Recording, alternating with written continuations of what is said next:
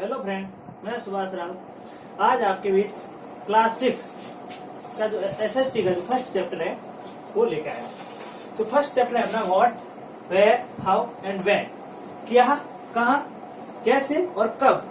जो ये हिस्ट्री का चैप्टर है कि इतिहास में जो घटनाएं हैं वो किस प्रकार से घटित होती है, कैसे घटित होती है, कहाँ घटित होती है और कब घटित होती है, तो उसके बारे में जानकारी बताता है। सबसे पहला पॉइंट अपना आता है हिस्ट्री, कि जो हिस्ट्री है, जो इतिहास क्या होता है। It is a chronological account of events as they to place in the past. जो अतीत की घटनाएं होती है उनका हमें कालानुक्रमिक, जो काल के अनुसार जो घटनाओं का वृत्तांत हिस्ट्री बताता है। अगर इतिहास न हो तो हम पीछे की घटनाओं का अध्ययन नहीं कर सकते हैं। फिर अपना सेकंड है कि why should we study history. हम जो है इतिहास का अध्ययन क्यों करते हैं, इतिहास हमारे लिए क्यों आवश्यक है और इतिहास का अध्ययन हमें करना पड़ता है। First point, as it tell us about our past. History का अध्ययन करने से जो हमारा अतीत होता है, हमारा जो पास्ट है, उसके बारे में हमें पता चलता है। Second point, if give us understanding about our ancient culture and lifestyle. इतिहास का अध्ययन करने से हमें हमारे अतीत की जो जानकारी है, किस प्रकार की संस्कृतियां थी, किस प्रकार की उन संस्कृतियों के अंदर जो जीवन शैली थी, उन सब के बारे में जो है इतिहास के माध्यम से पता चलता है। थर्ड पॉइंट है, it help us to show the problems the present day world. जो आज के समय में जो समस्याएं हैं वो किस प्रकार की है, तो उनका अतीत के माध्यम से किस प्रकार पता लगाया जाए, इसके लिए हमें इतिहास का अध्ययन आवश्यक होता है। नेक्स्ट टॉपिक है अपना हाउ जियोग्राफी इन्फ्लुएंस हिस्ट्री।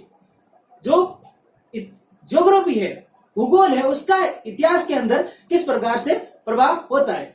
जितना इतिहास महत्वपूर्ण है उतना ही आपके लिए ज्योग्राफी भी महत्वपूर्ण होता है। इतिहास बनता है किससे, निश्चित क्षेत्र को लेकर कि कौन सी संस्कृतियां हैं, किस भूभाग पर पनपी, कैसे उस संस्कृति का प्रभाव हुआ, उस प्रकार की जो सारी जानकारियां हैं इतिहास और ज्योग्राफी इन दोनों के मध्य से पता चलती है। नेक्स्ट टॉपिक अपना है early settler in India. Bharat के अंदर जो किस प्रकार से वहां के नगरों की बसावट हुई थी, किस प्रकार की संस्कृति यहाँ पनपी थी, जो नदी घाटियों के पास, रिवर वैली, उनके आसपास ये संस्कृतियां पनपी थी। जहां नदियां होती थी वहां आबादी आके रहने लग जाती थी, धीरे धीरे वहां उस संस्कृति का प्रभाव पड़ने लग जाता था।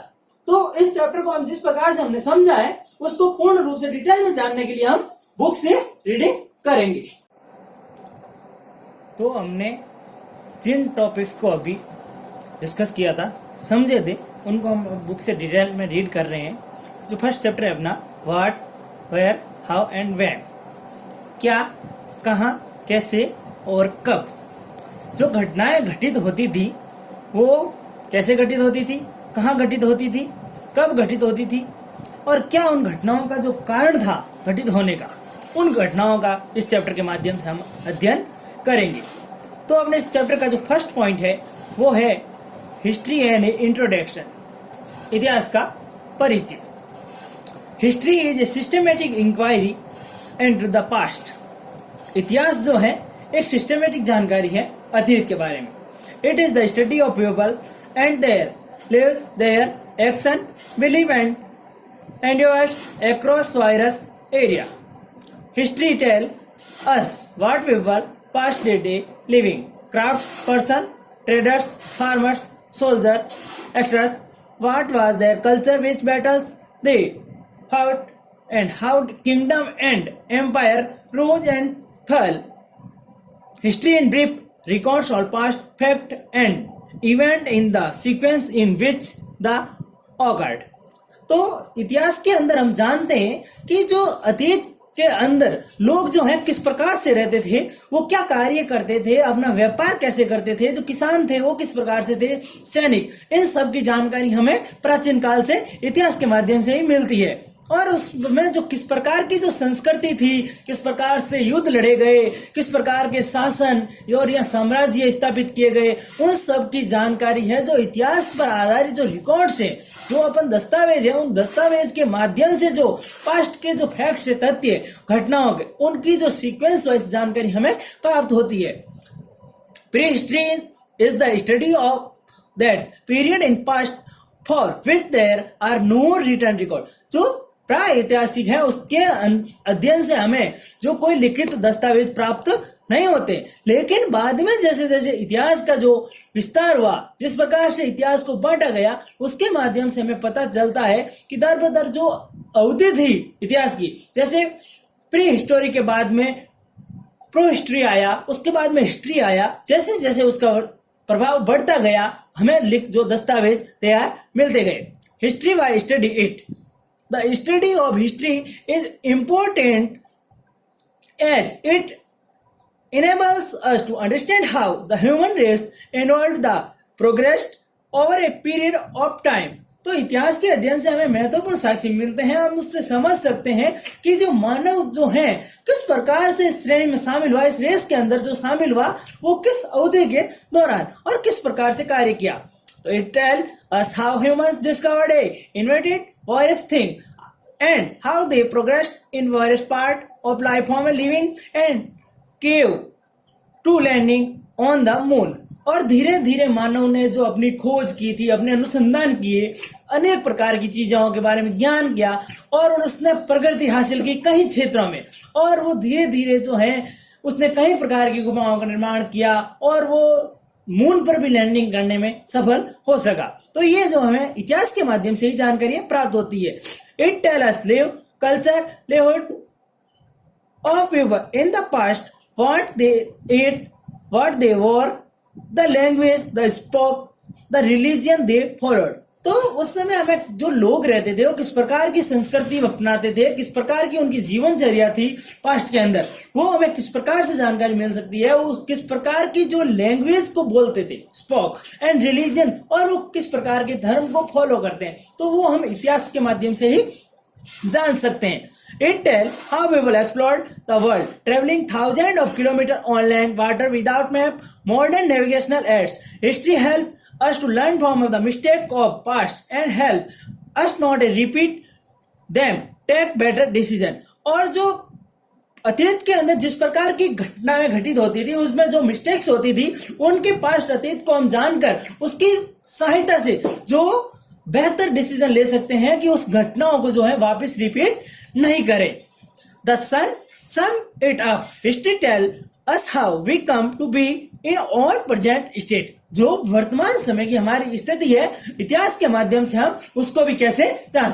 This help us understand ourselves our society and our surrounding better, knowing our past enable us to face and shape our future with more wisdom and insight. तो हम जो है अतीत की घटनाओं को देखकर हमारे समाज को जो है किस प्रकार से बेहतर बना सकते हैं और उसको किस प्रकार के बारे में जान सकते हैं, और जो समस्याएं आती है उनका कैसे सामना किया जाए आने वाले फ्यूचर के लिए, और किस प्रकार से हम एक बेहतर साम्राज्य स्थापित कर सके उनके दृष्टिकोण से।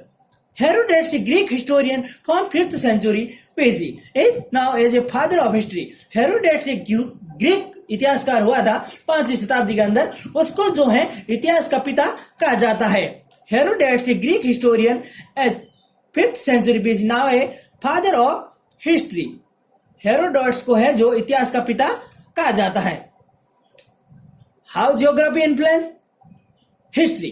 तो जो हम हैं ज्योग्राफी को इतिहास के अंदर कैसे समझ सकते हैं, इतिहास का जो है ज्योग्राफी का इतिहास के अंदर क्या महत्व है। The physical features of region can greatly shape the live of people, they can affect the food people eat, the kind of house the build, the trade they carry on and the way they depend their of territory factors such a type of land, soil, availability of water and climatic conditions affect human livelihood and habitations.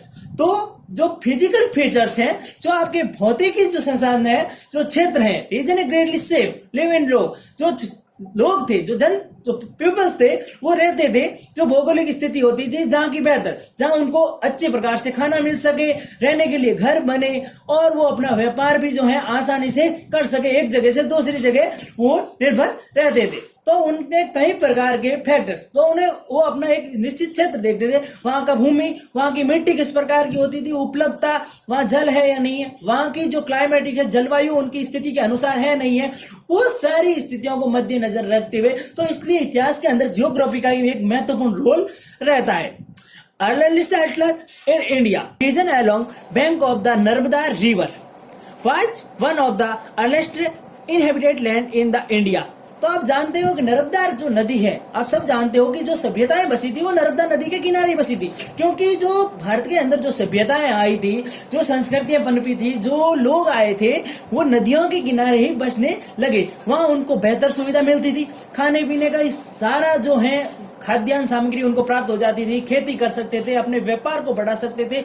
इन सारी जो सुविधाओं को देखते जो भी सभ्यताएं पनपी है किसी प्रकार की, जैसे सिंधु घाटी सभ्यता हो, नर्मदा घाटी सभ्यता, किसी प्रकार की जो सभ्यताएं आई थी वो नदी घाटियों के किनारे ही बसी थी।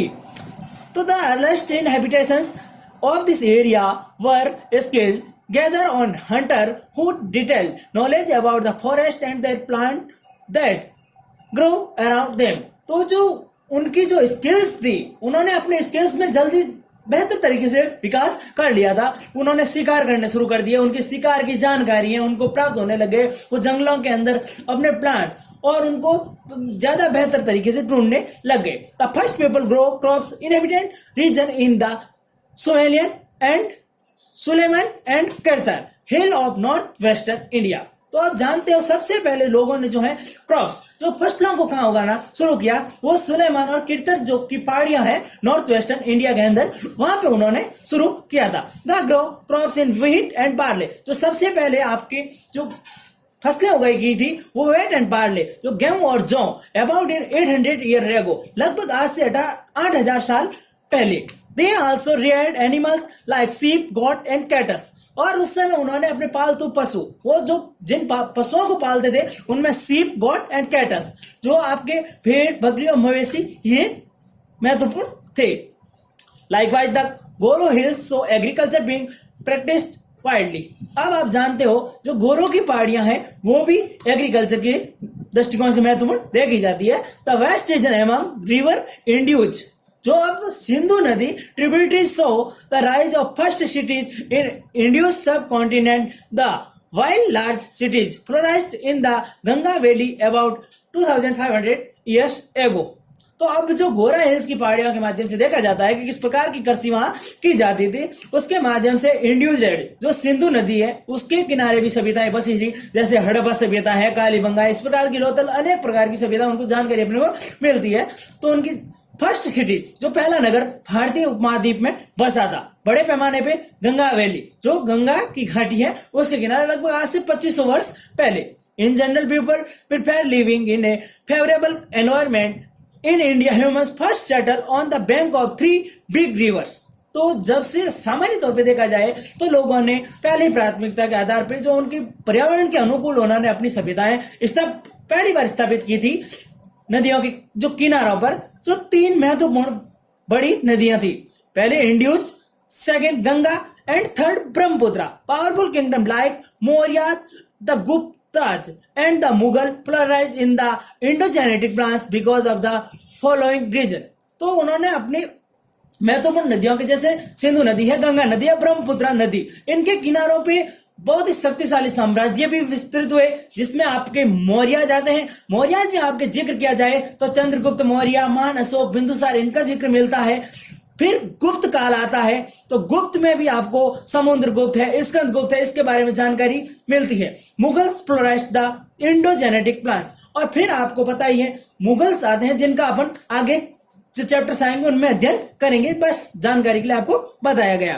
तो अब जो इंडोजेनेटिक प्लांट्स है उसके लिए कुछ टर्म्स जो है बताए गए हैं, फॉलोइंग रीजन्स, उस क्षेत्र की जो विशेषता किस प्रकार फॉलो किया गया। वहां की एक तो इंडोजेनेटिक जो प्लांट्स था वहां फर्टाइल लैंड, वो उपजाऊ भूमि क्षेत्र था, गुड क्लाइमेट, वहां बेहतर जो है, एक तो फर्स्ट जो है फर्टाइल लैंड यानी उपजाऊ भूमि, सेकंड गुड क्लाइमेट, बेहतर जो वहां की जलवायु, प्लेंटीफुल वाटर, प्रचुर मात्रा में जल की उपलब्धता, इजी ट्रांसपोर्ट थ्रू रिवर्स, नदी के माध्यम से जो है आसानी से हम जो है ट्रांसपोर्ट को कर सकते थे, परिवहन चला सकते थे। The Himalaya range in north separates India from Central Asia, protecting it from cold winds and also protect us from foreign inventions. तो हिमालय की पर्वतमालाएं हैं उत्तर के अंदर जो केंद्रीय एशिया है, जो सेंट्रल एशिया है, उसको प्रोटेक्ट करती है। जो कोल्ड वाइंड्स आती है, जो बाहरी जो कोल्ड वाइंड्स आती है, उससे केंद्रीय जो सेंट्रल एशिया को उसको सुरक्षा प्रदान करती है। At the same time, number of mountains pass in northwestern Himalaya allowed some invaders to cross into India. तो जो भी आक्रांताएं थे वो नॉर्थ वेस्टर्न हिमालय को पार करके ही भारत में आ सकते थे। Many travellers and traders also entire country through the passage. वो गलियां, जो भी ट्रेवलर्स, जो यात्री थे, जो व्यापारी थे, वो गलियारों के माध्यम से आते थे, जो दर्रे होते थे। जैसे आपको बताया जाएगा जब आप जैसे जैसे चैप्टर पढ़ोगे, खैबर दर्रे हैं, बेलन दर्रे हैं, जो ये वहां पाए जाए, उनके माध्यम से जो अपने व्यापारी आते थे, ट्रेवलर्स आते थे। And beginning about exchange of goods, idea and culture. और वो व्यापार और अपने आइडिया, विचार है, कल्चर है, संस्कृति एंड सभ्यताओं को। इन पेनिसुलर इंडिया, जो प्रायद्वीपीय Bharat, in the south of country long coastline allowed trade with the far of countries like Egypt and Rome. जो प्रायद्वीपीय भारत है साउथ के अंदर, उसके माध्यम से ही कंट्रीज के माध्यम, बड़ी बड़ी जो कोस्ट लाइन्स थी उसके माध्यम से व्यापार किया जाता था। उन कंट्रीज के माध्यम से लिंक था सीधा, इजिप्ट है, रोम है। The exchange, this exchange of good of idea as also religion and culture more broadly led to development of civilization and growth of towns and cities. With time they developed into large of prosperous kingdoms like the Chol and Cheras. Many of three southern kingdoms, these southern kingdoms had strong native colonized parts of Southeast Asia and Sri-Lanka. तो उस समय वो अपने व्यापार का आदान प्रदान करने के लिए अनेक प्रकार के विचार लाते थे, धर्म एंड संस्कृति उसका विकास करते थे, डेवलप सिविलाइजेशन और संस्कृति सभ्यताओं का ग्रोथ। उसके साथ में नगर बसे, टाउन्स बसे, विद देम डेवलप, बड़े पैमाने पे उनका, और कहीं समृद्धिशील साम्राज्य स्थापित हुए जिसमें चोल, चालुक्य महत्वपूर्ण माने जाते हैं। और जो दक्षिण का साम्राज्य वो भी बहुत महत्वपूर्ण माना गया था, उसमें साउथ ईस्ट एशिया आता है, श्रीलंका आता है। तो इसी के साथ अपना ये टॉपिक कंप्लीट होता है। नेक्स्ट टॉपिक की चर्चा हम अगले वीडियो में करेंगे।